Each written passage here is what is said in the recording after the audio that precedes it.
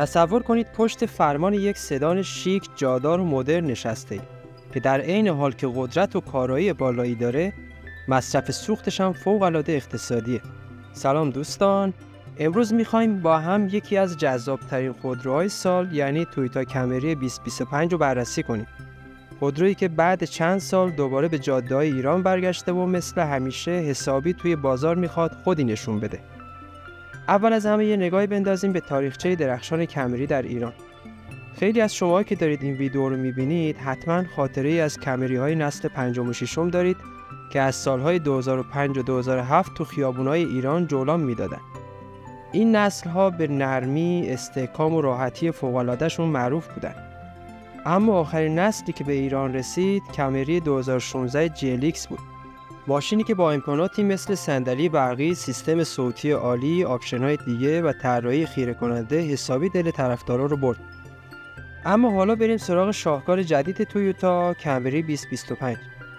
این خودرو با طراحی جدید و امکانات هیبریدی آماده است که دوباره در بازار ایران بدرخشه.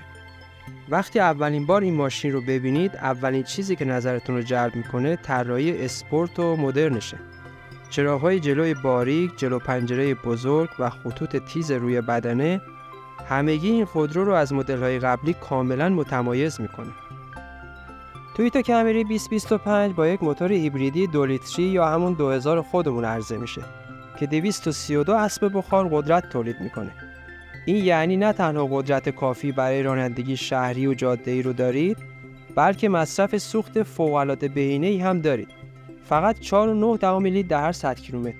0 تا 100 این خودرو 7.5 ثانیه است. یعنی ترکیب کاملی از قدرت و کارایی اقتصادی.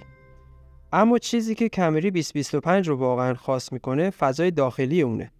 با طول 4915 میلیمتر و فاصله محوری 2825 میلیمتر شما با یکی از جادارترین سدان‌های بازار طرف هستید.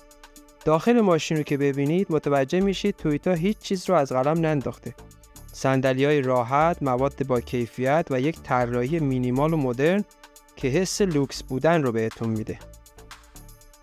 از لحاظ امکانات و تکنولوژی هم کمری 2025 چیزی کم نداره. همه تیپ‌های این خودرو با بسته ایمنی تویوتا سیفتی سنس 3 عرضه میشن که شامل سیستم‌هایی مثل هشدار برخورد از جلو، کروز کنترل تطبیقی، هشدار خروج از خط و سنسور نقطه کور میشه.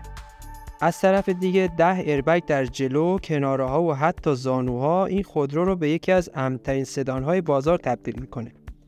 تویوتا کمری 2025 موفق شده بالاترین امتیاز ایمنی رو از مؤسسه ایمنی ANCAP استرالیا کسب کنه. تویوتا کمری 2025 با کسب 5 ستاره ایمنی استانداردهای بسیار بالای ایمنی رو در آزمون‌های مختلف پشت سر گذاشته و این رتبه‌بندی ایمنی شامل تمامی مدل‌های هیبریدی کمری میشه که از اواخر سال 2024 در بازارهای استرالیا و نیوزلند عرضه میشن. در تست تصادف این مؤسسه تویوتا کمری موفق شده 95% امتیاز رو در حفاظت از بزرگسالان به دست بیاره و به عنوان یکی از ایمن‌ترین خودروهای موجود در بازار شناخته بشه. کمری در تست‌های مختلف از جمله برخورد از پهلو، برخورد با موانع ثابت و تست‌های ضرب شلاقی بالاترین نمره ممکن رو کسب کرده.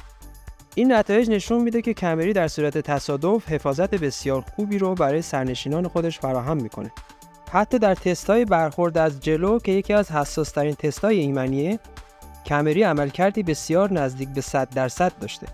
تویوتا کمری در زمینه ایمنی کودکان هم امتیاز بالای 87% رو کسب کرده و قابلیت نصب انواع مختلف صندلی‌های کودک رو هم داره.